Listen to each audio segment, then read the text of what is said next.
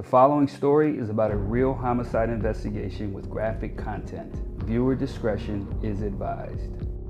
Previously on The Murder Mind. I'll be right back. I'm gonna take this call, all right? She tells me that she's actually calling on behalf of Lee Hines.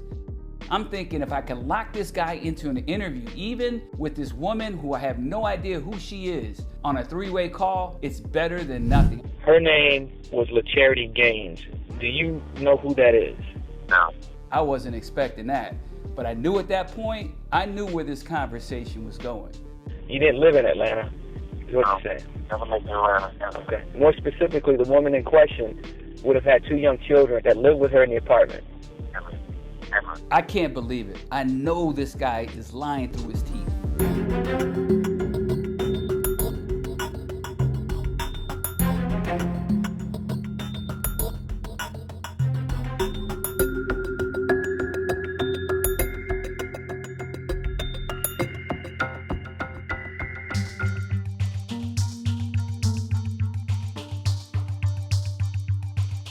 So I'm on this three-way call with Lee Hines and Reverend Jane, and every question I'm asking him about LaCharity Gaines, he's denying. He's denying knowing her, denying ever living in Atlanta, denying ever living with a woman that had children, denying even knowing a woman that has children. Yet, this is a man who was arrested for her murder. This is total BS. Although this is not a full interrogation because I'm on the phone with this guy, I do want to turn the heat up a little bit. So I tell him, this isn't making sense. This is a woman who was murdered whom you were charged with homicide. How do you not know anything? So let me ask you this. If I told you that a woman, a 7-year-old child, the woman's mother, the woman's best friend, and one other person has identified you through a photographic lineup as the person that was involved with this victim that was murdered, what would you say to that? No, I wouldn't say that. Maybe that is lying or something, like, basically, because, like, why none of this came up then? Like, why is all of a sudden now?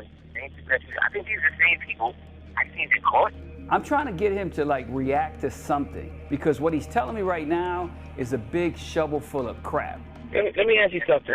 Let me just be straight up with you for a second. He's throwing me in court and everything, so these are the things that you're talking about, right? So let me ask you a question. You were arrested for murdering a woman in Atlanta. Do you think they just picked your name out of the sky? What makes you think they came to find Lee Hines?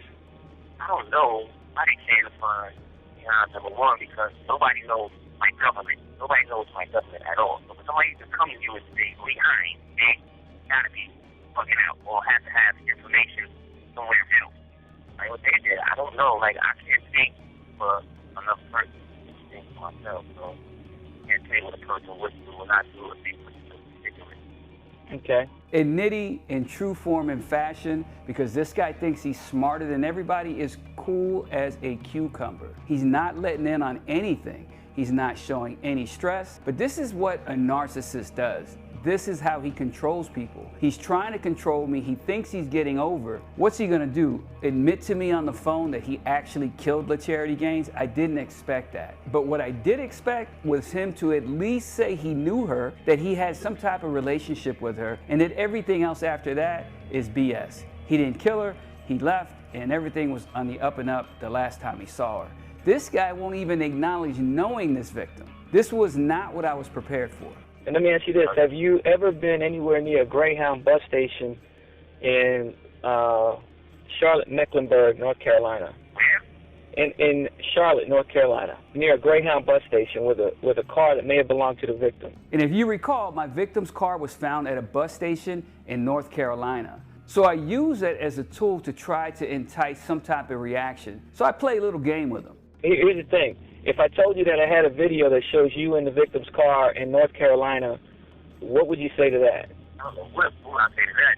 And in true form or fashion, Lee Hines just said, I don't know what you're talking about. I wasn't there. I got nothing to do with that. Only been, where I've been at when I was down south was with the artist Half a Mil, and we went town to town, the city with the CDs. That was it. Okay, so where I been at, what town the names is, like I said, sure, like I couldn't tell you, man. Like I couldn't tell you.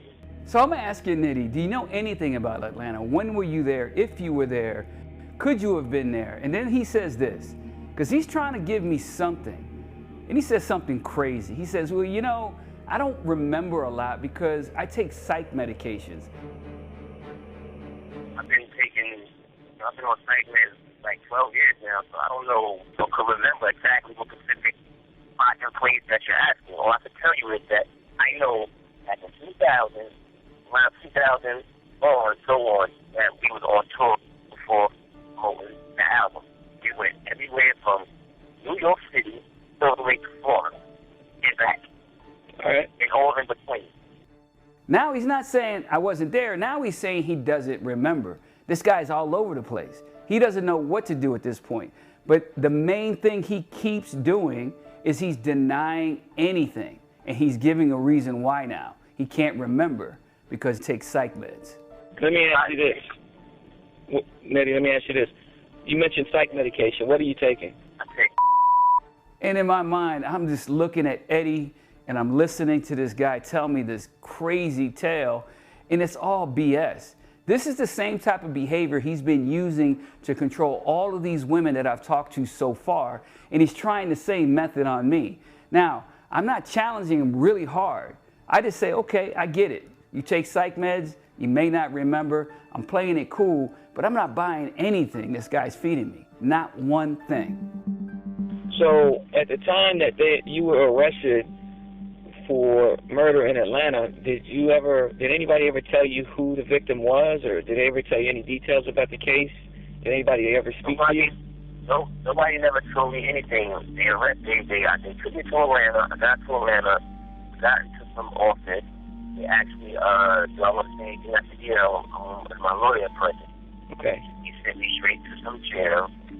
Out of some jail, they did the arraignment and stuff, all that in one night. Like, I went to a judge in some room, and they just sat me upstairs. I went to court twice. 2 times I went to court, I didn't see nobody. They just came back and said, I'm not indicted. 2 times. Every time we went for the judge, my lawyer came, let it go. They didn't have nothing.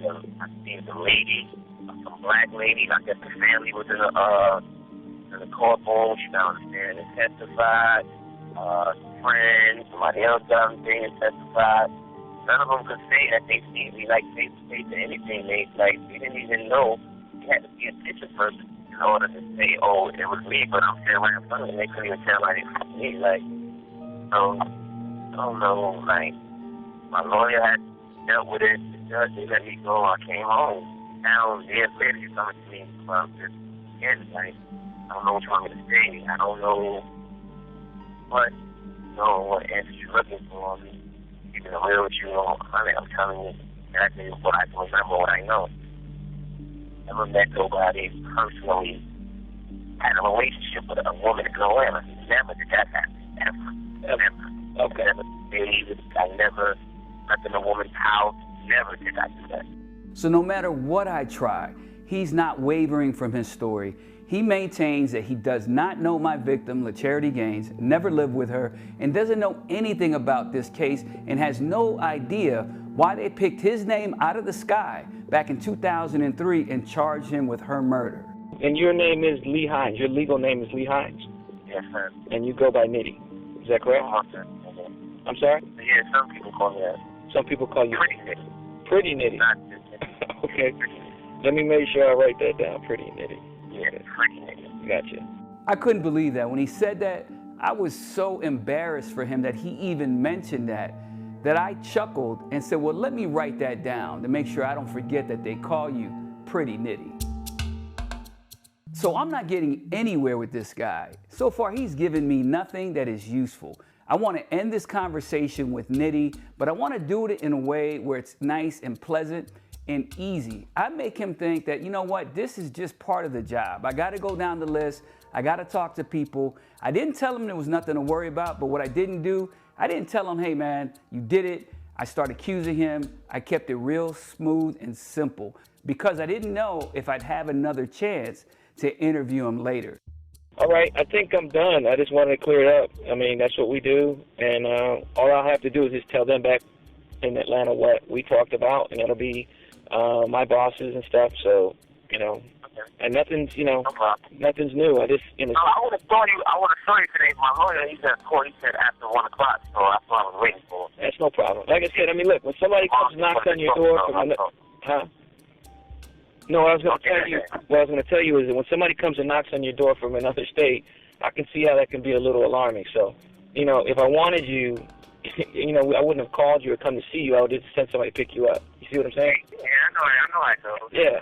We don't talk to people on the phone or call them if we're trying to arrest them. So I ended the call on a good note. I told him, thanks for talking to me. I thanked the Reverend for putting the call together.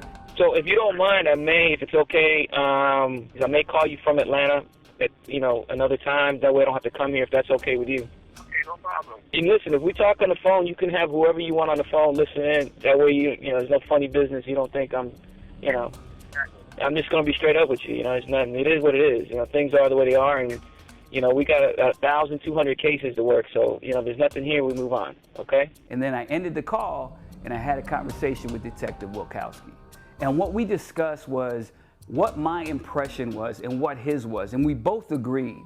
We both felt very sure that Lee Hines was responsible for the murder of my victim, LaCharity Gaines, but that he was so cool and calculated that this is going to be a tough case. I'm not going to get a confession. I'm not even going to get incriminating evidence because this guy is so used to controlling people. When we ended that call, I was sure that he felt he had the upper hand, but I wasn't done yet. And I had to consider, Eddie has been familiar with this guy, Lee Hines, for years, since he was investigating the murder of his victim in New York City. He wasn't pressed by this. He wasn't fazed by this. This is my introduction to Nitty. He has gotten an idea who this man is for many, many years. So he says, Vince, don't worry about it. This is who he is, but I still have another person I want you to talk to. There's another woman that Eddie had identified that had a relationship with Nitty in the past, and he felt that she may have some information on the case, especially the murder of LaCharity Gaines. Eddie explains to me that he found another woman that had a long relationship with Nitty. And to protect her identity, we're gonna identify her as Tay. She doesn't live in the New York area, she lives out of state, so we can't go visit her. But Eddie's got her phone number. He's already spoken to her before, and he's introduced the idea that a detective from Atlanta is in town and wants to talk to her. So Eddie rings her up and does an introduction to me so I can speak to Tay. So I get on the phone with Tay. Hello. This is Detective Velasquez. I'm here with Eddie Wilkowski from NYPD. Hi, how are you? Yeah, I'm just calling. I'm here in New York, and I'm a detective from Atlanta working a different case, and I wanted to ask you a few questions if you had a minute. We're talking about a person known as Nitty. You know who that is, right? Obviously. Yes. Okay, you know his real name, or what name he went by when you know him? Well, his real name is Lee Willie Hines. Lee Willie Hines. And how long have you known Nitty? 10 years. Right away, I can hear the fear in her voice. She's timid, she's not saying a lot, and she tells me that she was in a long relationship with Nitty and that she is deathly afraid of him. Tay tells me that she was so afraid of Nitty that at some point she even moved into a battered woman's shelter. And when's the last time you actually talked to him? A little bit before I came out to, well, actually, no, I'm lying. The last time I spoke to him, I was still at the shelter, the domestic violence shelter, when I first got out here because he still had my phone number. So, at that point, once I spoke to him then, because he called me, I think, maybe about 3 or 4 times, and then after the 4th time was when I changed my phone number. I see. She went on to tell me that so many times that Nitty caused her great harm, physical harm and mental anguish. Did he ever choke you or threaten to choke you? He choked me. He had choked you? Okay. He was controlling and that he was very good with computers. So much so that when she finally left and moved into the shelter, that Nitty was so good at searching computer files and doing searches on the internet that she had to wipe her existence clean. She had to get a new license. She had to do all these other things to make sure that Nitty couldn't find her. And one thing that I realized, talking to Tay, Nitty has been juggling all these women like a circus performer. He has a woman in South Carolina. He's got a woman in New York. He was in Atlanta with my victim. And now I'm introduced to Tay, who, just like every other woman I've talked to so far, is so afraid of Nitty that she literally tried to wipe her existence off the face of the earth. So now I want to get into the meat and potatoes of my case in Atlanta. So I asked Tay, do you know anything about a woman that was murdered in Atlanta? And what Tay said next, this dropped me. In regards to what I'm here for, I'm investigating the murder of a young lady in Atlanta in 2003. You know, apparently, you may or may not know things. I don't want to tell you what I know. So if there's something that he's ever spoken to you about regarding this case in Atlanta, I'd like you to tell me what it is that you may know. The only thing that he had told me was that it was personal, it wasn't business. And I'm thinking to myself, what exactly does that mean? Is she talking about the murder of LaCharity Gaines? She has to be, because I just asked her about the murder of the woman in Atlanta. And she's telling me, Nitty's telling her it was a personal murder? It wasn't business? So has he murdered other people for business purposes? I had to consider all the possibilities. He never really got into details about it. So that's about basically all that I do know about that. I don't know, much else. So I want to know how she knows this. Did he ever show you any paperwork dealing with when he was arrested in Atlanta? Yeah, it was like if I'm not mistaken, like a piece of yellow paper, like a copy or something. Okay.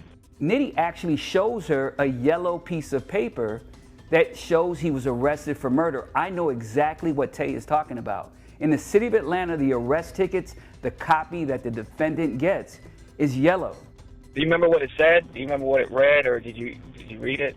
I think it said some first-degree murder, something like that. I know it said Atlanta, Georgia. Okay, all right. I don't remember much else. It was so long ago, I can't really remember what it stated. And just like the other women that I've already spoken to, the other women who Nitty has shown the paperwork for, I had to consider this is another attempt to control Tay. He's literally showing her that he is capable of killing someone when they are not doing what he wants them to do, especially a woman. So this was just another form of control that Nitty was using on Tay. Okay, did he tell you, now in regards to him talking about killing someone, was it during the same conversation, the same time when he showed you these photos or these papers? No. Okay, so No. how did that play out? He showed you the papers on one occasion? Yeah, he showed me the papers on one occasion. The relationship was a bit rocky at that point because I didn't know that was going on. I didn't know that he was capable of doing that sort of thing. Okay.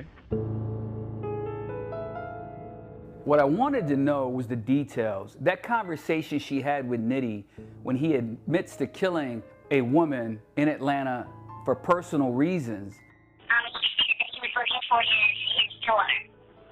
And that the people that he encountered knew where his baby was.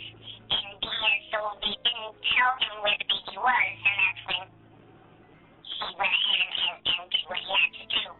And I asked him, I said, well, why did you do that? And he said, well, it was personal. It wasn't business. Nitty said that someone had taken his child and that he was trying to get his kid back. And already I'm thinking, what is she talking about? Nothing in the investigation mentions anything about a child being involved with Nitty, much less his own child. Did he say he killed a woman? Did he say a girl, a guy? What exactly did he say? He said it was 2 guys and a girl. Okay.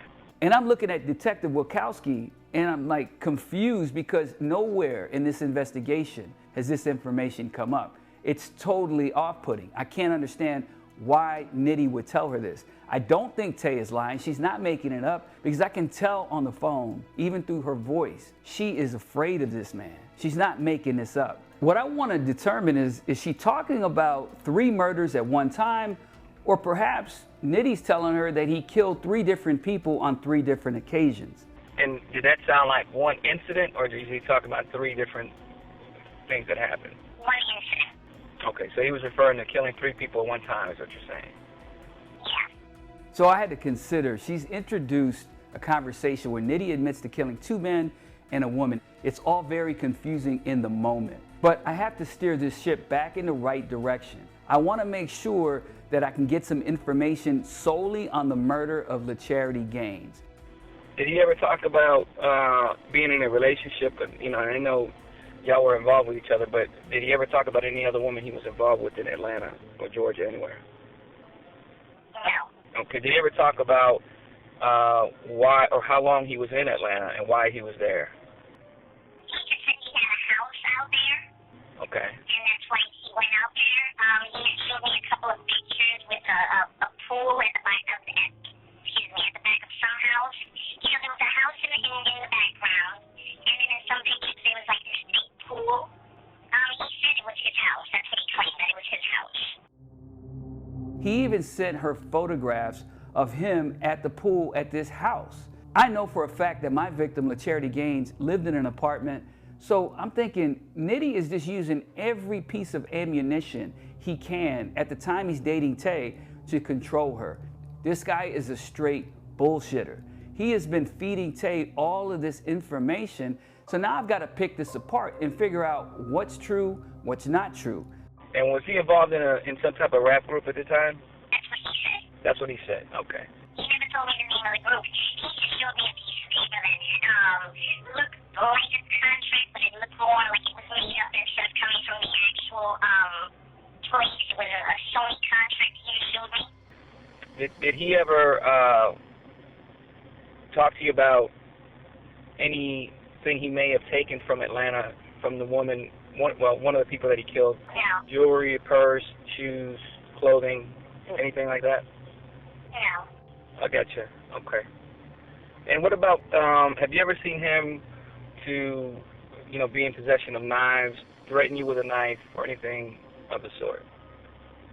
No. One thing that Nitty did was admit to killing a woman in Atlanta. So this conversation is still good. It's still some evidence, circumstantial as such, but it's evidence that I can use. I asked her, does any other information she has that may help this case? Tay says, that's all I got. So it's time to wrap this conversation up with Tay. I think that's it for now. Would you mind if I called you back another time if there's some other questions I just need to kind of a little clarity on? Sure. It'd be okay? Okay. I thank her for her cooperation. It takes a lot of bravery for her to even talk to a detective about someone she's deathly afraid of. Are you guys going to, ask me to come out to New York, and are you guys going to subpoena me to go to court or something like that? Well, right now, let me tell you what we're doing on our end. We're looking at enough evidence to possibly rearrest him for this case. I can tell you this, if and when the day comes that we arrest him to come back to Georgia with us, that's a done deal. He's done. What happened was he was arrested, made bond, got out. The case never went any farther. We've taken this case, opened it back up, and we're miles ahead of where it was before. Okay. So what happens is this, when we get to the point when we're going to put him in jail, he's going to be indicted by a grand jury already. He's not going to have a bond. He's going to go to trial. He's going to get convicted. He's going to spend the rest of his life in prison. Okay. That's what I'm telling you now. So there is a possibility. Probability is not. You follow what I'm saying? And I assured her when that time comes that Nitty would never get out of prison. He would be in prison until the day he dies. Once that was done, she wouldn't have to worry about this guy ever again. Okay. I just have to make it clear that I came out here for a reason. I really don't want to confront this man. I don't want to see him. He's a bad person. I mean, he's a vindictive person. He's a dangerous person. And I don't want to be a part of his rampage.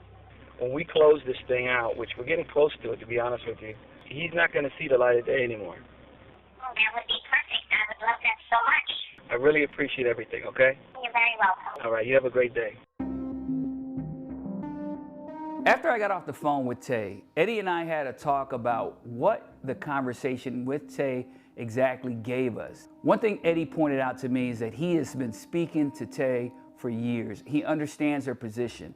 He understands how afraid she is of this man. And Eddie goes on to say that the best thing that came out of that conversation is that she confirmed that he's been violent with her. That's useful information. It's circumstantial. We can bring that into court.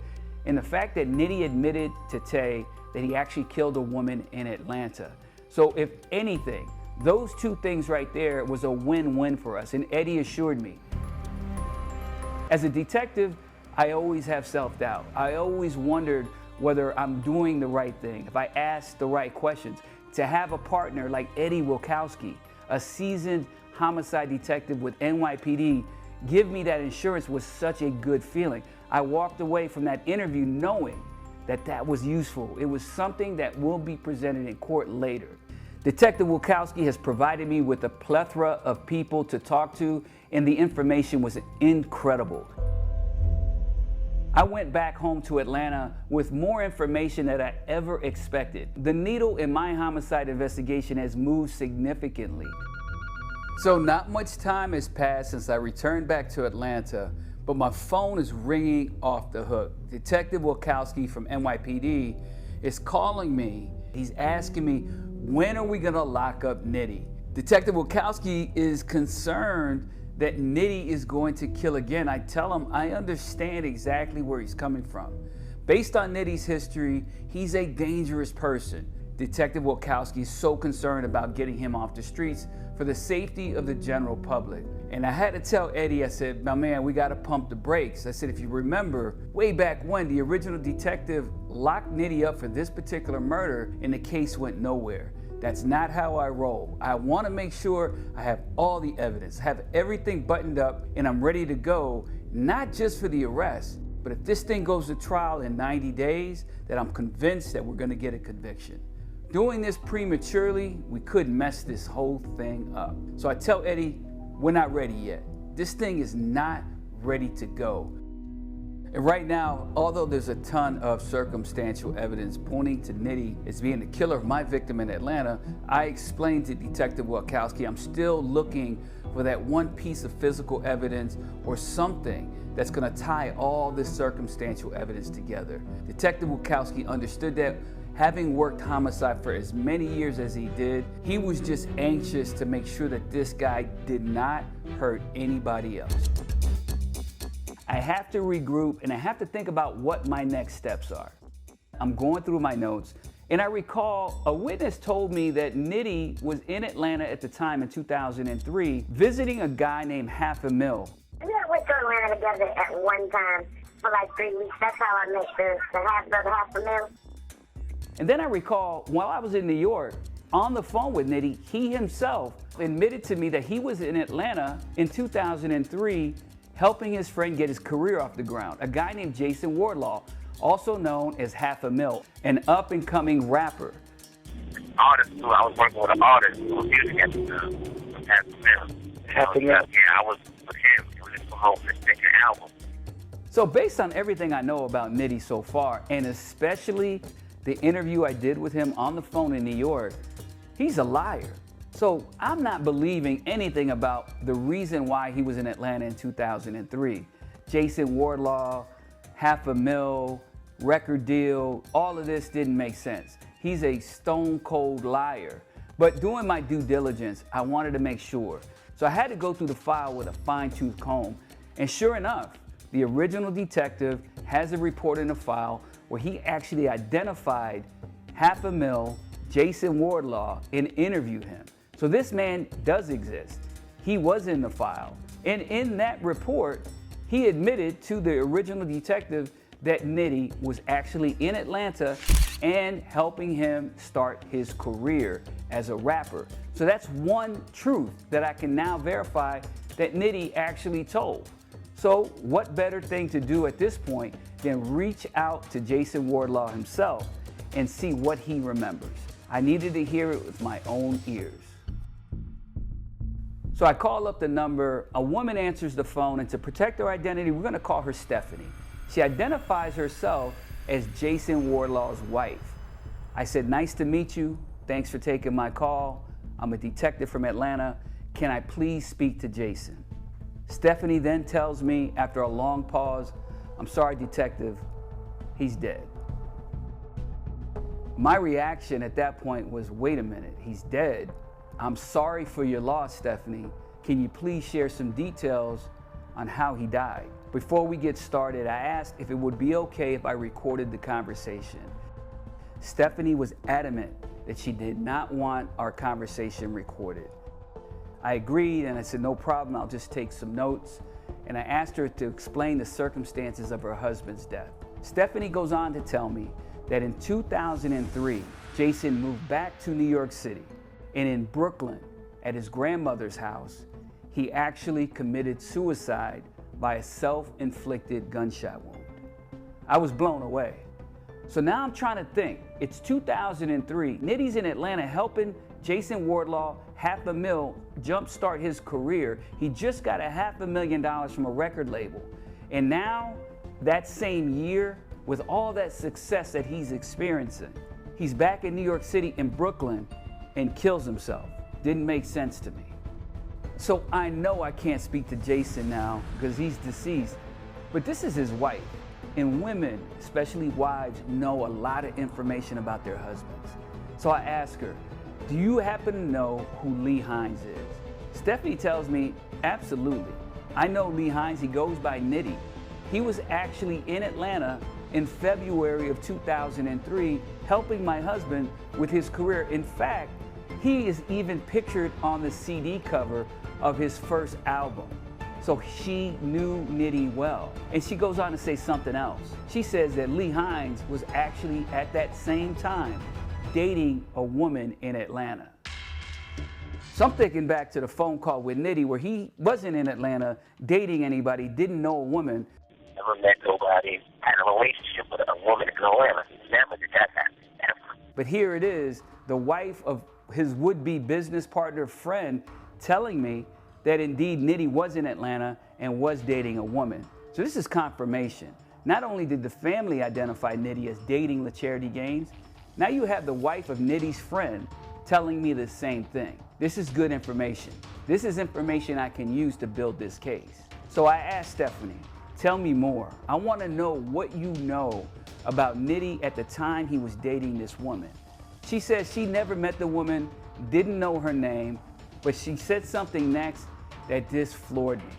She said that the woman would call their house often, trying to get Jason to get Nitty away from her.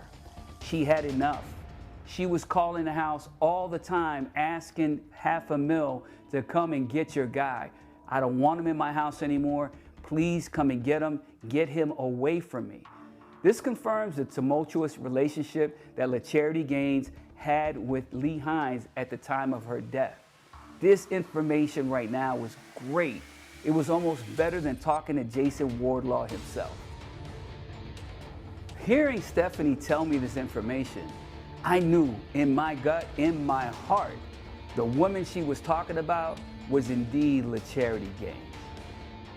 Stephanie didn't have anything else to add to that story, but it was still good information. I thanked her again for the call, for the information. Again, I gave her my condolences and thanked her and told her in the future, if you'd be willing to speak to me, I may need to call you back. Stephanie agreed and I ended the call. So after I finished this call with Stephanie, I'm thinking I gotta call Detective Eddie back in New York. I gotta ask him, does he know anything about $500,000 being dead? So I get on the phone, I call Detective Wilkowski. He goes on to tell me, he goes, yeah, I heard about that. Years later, I looked into it. And what Eddie tells me next was crazy. He says he looked into it, the case was classified as a suicide. It wasn't his case, but after looking into it, he felt it was super suspicious. What he learned was that $500,000 was at his grandmother's house in a walk-up in Brooklyn on the 13th floor. And when the police arrived, they found him with a self-inflicted gunshot wound to his head. But here's the kicker. The actual weapon that was used to kill Jason Wardlaw was found on the sidewalk 13 floors down. How does a dead guy toss a gun out of a window? Eddie felt there's no way that gun could have made its way out of the window after Jason shot himself. So then he started digging some more. What Detective Wilkowski found out was there were rumors in the neighborhood that Nitty actually had something to do with Jason's death. I have to think back when I'm having a conversation with Tay, when he admits to her that he killed 2 men and a woman. Did he say he killed a woman? Did he say a girl, a guy? What exactly did he say? He said it was 2 guys and a girl. Maybe he was conflating those cases together. just in an attempt to intimidate her and use that as power and control over her. So right now, I'm looking at, did Nitty actually kill his best friend, $500,000 Jason Wardlaw? I had to consider that. Detective Wilkowski actually tried to speak to Jason Wardlaw's grandmother and soon discovered that she had passed away. The only two people in the house at the time was Jason and his grandmother, and there was no evidence to think that the grandmother actually killed Jason. So at that point, Eddie had no other avenues to go. The case was classified as a suicide and left just like that. I've been working this case for months now and nothing surprises me. This has been one crazy ride, but the central theme that I've realized at this point is that anybody that I've interviewed so far or found to be associated with Nitty has experienced violence or death. I opened this case in March of 2010, and as I'm looking through the file, one thing that I wanted was all of the physical evidence in this case. It's been 7 years since this case and this evidence was collected. That evidence is located in long-term storage, and it takes a while to get that evidence back. It is now September, and I get a call from the Evidence Property Control Room to let me know they have located the boxes of evidence collected at my victim's house on the night she was murdered. This is huge. I get the box of evidence delivered to me at my desk, and as I'm opening the lid of it, I'm looking at bags of evidence that were collected, and I'm seeing tape lifts, and I'm seeing fingerprints, things I already know about, things that I've read about in the file. And I'm pulling bags out, and I can see that they've collected shards of glass that they found on the floor and all these other items of evidence. I'm not quite sure what I'm looking for. I'm not quite sure what I'm seeing. But then all of a sudden, like a beacon of light from heaven, I see a bag located inside this box of evidence. And when I read the label of it, I can't believe what I'm reading. What I'm seeing right now could turn this case around right now. And I'm going to tell you all about that in the next episode. Coming up on The Murder Mind. They recovered a clump of hair from her hand in a grip, a death grip. This hair could actually belong to the killer. Thank you for watching. I hope you enjoyed. Please hit the like button and subscribe. And please check me out on other social media platforms, Instagram, X, TikTok, and Facebook. Lastly, don't forget to come back for the next episode. You won't want to miss it.